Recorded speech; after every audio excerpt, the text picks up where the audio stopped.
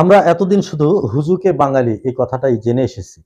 প্রিয় দর্শক, এবি মোস্তফা আজকের প্রবাস তথ্যে নতুন একটি পর্বে আপনাদেরকে স্বাগত জানাচ্ছি। সত্যিকার অর্থে হুজুকে বাঙালি এই শব্দটি আমাদের দেশে ব্যাপক প্রচলিত।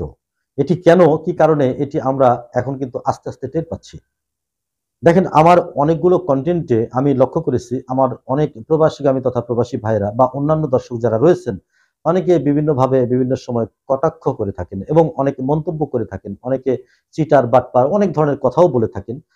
তো এগুলো আপনাদের স্বাধীন মতামত, আপনাদের এই মতামতকেও আমি শ্রদ্ধা জানাই। বাকি কথা হলো যে আমি আপনাদেরকে আজকে সত্য একটা কথা বলি, সেটি হলো যে যখন মালয়েশিয়া কলিং ভিসা নিয়ে তুমুল হইচই শুরু হয়ে গিয়েছিল এবং আমাদের কর্মী ভাইরা যখন হুমড়ি খেয়ে পড়েছিলেন, তখন আমি যদি ইচ্ছা করতাম, আমার ভিতরে যদি সেই কি বলে দুর্নীতির সেই বিষটা যদি থেকে থাকতো, আমি যদি চাইতাম যে 3.5 লক্ষ অথবা 4 লক্ষ টাকা করে কর্মী পাঠাবো মালয়েশিয়াতে, এই সার্কুলার আমি যদি আমার কন্টেন্টের মাধ্যমে আমি দিতাম, তাহলে আমার মনে হয় যে আমি কমপক্ষে 500 কর্মীর কাছ থেকে আমি টাকা নিতে পারতাম। অর্থাৎ কমপক্ষে 4 থেকে 500 আমাদের প্রবাসগামী মালয়েশিয়াগামী কর্মী ভাইরা কিন্তু আমার কাছে টাকা জমা দিতেন এবং তারা কিন্তু প্রতিনিয়ত আমার সঙ্গে যোগাযোগ করেছেন যে ভাই, আমি কিভাবে মালয়েশিয়াতে যেতে পারি, কিভাবে একটু কম খরচে যেতে পারি, অথবা আপনি দয়া করে পাঠাতে পারবেন কিনা, অথবা কোন এজেন্সির মাধ্যমে গেলে আমি ভালোভাবে মালয়েশিয়াতে যেতে পারবো। এরকম শত শত কর্মী ভাইরা কিন্তু আমাকে কমেন্ট করেছেন, আমাকে পার্সোনালি কল করেছেন। আমি কিন্তু প্রত্যেককে বলেছি, ভাই আমি এই ব্যবসাটা আমি করি না, আমি আপনাদেরকে তথ্য উপাত্ত দিয়ে আমি সহযোগিতা করবার চেষ্টা করছি শুধুমাত্র। আমি আপনাদেরকে এটিও বলতে পারবো না যে কোন কোম্পানি ভালো, অথবা কোন এজেন্সি, কোন রিক্রুটিং এজেন্সি ভালো এবং একটু হলেও কম খরচে আপনাকে পাঠাবে। এরকম কোন রিক্রুটিং এজেন্সির ঠিকানাও আজ পর্যন্ত আমি কাউকে দেইনি। আমি বলেছি আপনারা প্রত্যেকে যাচাই বাছাই করে তারপরে আপনারা মালয়েশিয়াতে যাবেন। তো তারপরেও আমি দেখেছি ওই সময়ে আমাদের অনেক চ্যানেল ক্রিয়েট হয়েছিল, বিশেষ করে প্রবাসগামী কর্মী ভাইদের সুখ দুঃখের কথা বলবার জন্য শত শত চ্যানেল, বিশেষ করে ইউটিউব কন্টেন্ট যারা করে থাকেন এরকম চ্যানেল কিন্তু শত শত তখন গজিয়েছিল। আজকে কিন্তু সেই চ্যানেলগুলো দেখা যায় না, দুই একটি চ্যানেল এখনো দেখা যায়। তার মধ্যে ভালো ভালো বেশ কয়েকটি চ্যানেল রয়েছে, তারা এখনো আমাদের প্রবাসগামী তথা প্রবাসী ভাইদের জন্য কাজ করে যাচ্ছেন। তো সেই ভুইফোর চ্যানেলগুলোও কিন্তু অলরেডি আউট হয়ে গিয়েছে। তারা কিন্তু তাদের চ্যানেলের মধ্যে বিভিন্ন ধরনের বিজ্ঞাপন প্রচার করতো যে অমুক রিক্রুটিং এজেন্সিতে আপনি চাইলে যোগাযোগ করতে পারেন, তমুক রিক্রুটিং এজেন্সিতে আপনি যোগাযোগ করতে পারেন, তাহলে আপনাকে আমরা খুব স্বাচ্ছন্দ্যে, খুব অল্প সময়ে, খুব অল্প খরচের মধ্যে পাঠিয়ে দিতে পারবো। এরকম ভুইফোর চ্যানেল কিন্তু শত শত গজিয়েছিল, আবার সেগুলো আবার বন্ধও হয়ে গিয়েছে। ইনশাল্লাহ আমার এই চ্যানেলটি আমি কিন্তু অল্প বিস্তর তথ্য যদিও আপনাদেরকে দিতে পারি, তারপরে কিন্তু আমি ধরে রাখবার চেষ্টা করেছি এবং এখনো পর্যন্ত আমাদের প্রবাসগামী কর্মী ভাইদেরকে ন্যূনতম ক্ষুদ্র ক্ষুদ্র হলেও কিছু তথ্য কিন্তু শেয়ার করবার চেষ্টা করি আমার এই চ্যানেলের মাধ্যমে। তো প্রিয় দর্শক, আজকে দুটি বিষয় নিয়ে কথা বলবো। সেটি হলো যে মালদ্বীপে আবারও কর্মী নিচ্ছে, এটি আপনারা হয়তো অনেকে জানেন, কারণ মালদ্বীপ সরকার কিন্তু বাংলাদেশ থেকে কর্মী নেওয়া বন্ধ রেখেছিল এবং তাদের দেশের পূর্ববর্তী যে সরকার ছিল সেই সরকারের স্ট্র্যাটেজির কিছু কারণে, অর্থাৎ একটি দেশ থেকে যখন 1 লক্ষ কর্মী মালয়েশিয়াতে চলে যাবে, তারপরে সেই দেশ থেকে আর কোনো কর্মী নেওয়া হবে না, এরকম একটি স্ট্র্যাটেজি থেকে কিন্তু তারা আমাদের বাংলাদেশ থেকেও কর্মী নেওয়া বন্ধ রেখেছিল।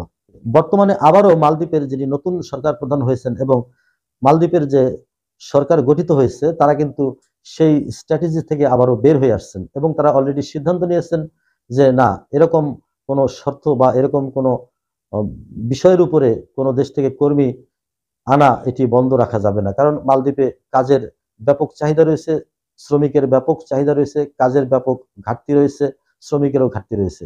সুতরাং তারা অলরেডি তাদের সংসদে আবারও সেই পূর্ববর্তী সরকারের সেই প্রজ্ঞাপনটি তারা বাতিল করেছেন এবং নতুন করে মালদ্বীপে আবারও কর্মী নেওয়ার ঘোষণা দিয়েছেন এবং সেটি খুব অল্প সময়ের মধ্যে, অর্থাৎ এই মাসের মধ্যেই আশা করা যাচ্ছে যে মালদ্বীপের পার্লামেন্টে এটি পাশ হবে এবং সেটি হয়ে গেলে আমাদের কর্মী ভাইরা মালদ্বীপে খুবই স্বাচ্ছন্দ্যে, খুব অল্প খরচে, মালদ্বীপে আপনারা জানেন যে এর আগেও খুব অল্প খরচে আমাদের কর্মী ভাইরা যেতে পেরেছেন। বিমান ভাড়া ব্যতীত নামমাত্র মূল্যে, অর্থাৎ 25 থেকে 30,000 টাকা খরচ করলেই মালদ্বীপে যাওয়া যায়। আর বিমান ভাড়া যেটি লাগে সেটি আমাদের কর্মী ভাইদের লাগবে এখনো। তো এই খরচের মাধ্যমে আবারও মালদ্বীপে আমাদের কর্মী ভাইরা যেতে পারছেন। এটি কিন্তু একটি চমৎকার একটি সুসংবাদ, যদিও ছোট্ট খবর। তারপরেও মালদ্বীপে যাওয়ার জন্য আমাদের অনেক কর্মী ভাইরা কিন্তু উদ্গ্রীব হয়ে রয়েছেন। অনেকে বিভিন্ন ভাবে বিভিন্ন সময় কিন্তু আমাকেও প্রশ্ন করেন, অনেকে আবার জানতেও চান যে ভাই মালদ্বীপের ভিসা সেটি কি চলমান রয়েছে কিনা। তো এটি বন্ধ ছিল, এটি আবারও চালু হচ্ছে।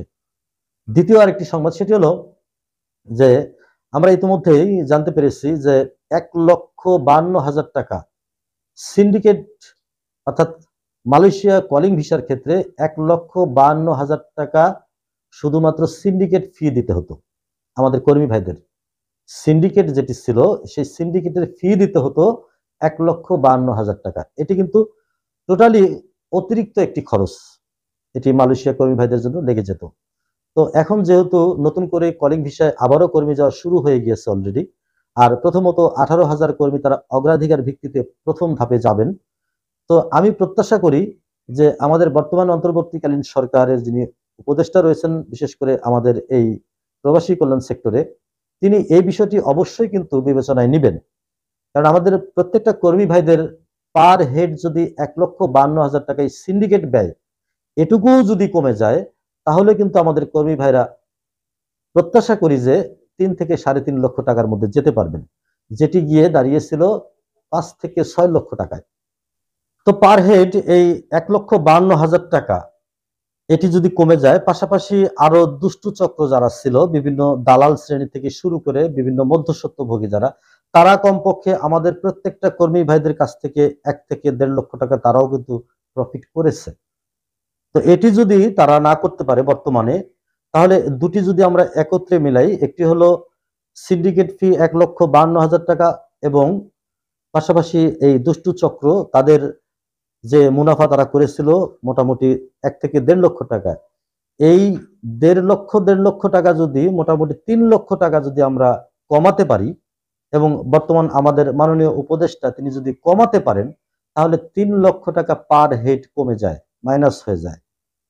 তো যদি 5 লক্ষ টাকাও লেগে থাকে, সেক্ষেত্রে এই 3 লক্ষ টাকা মাইনাস করলে 2 থেকে 2.5 লক্ষ টাকার মধ্যে আমাদের মালয়েশিয়া কলিং এর কর্মীরা কিন্তু এখন যেতে পারবে।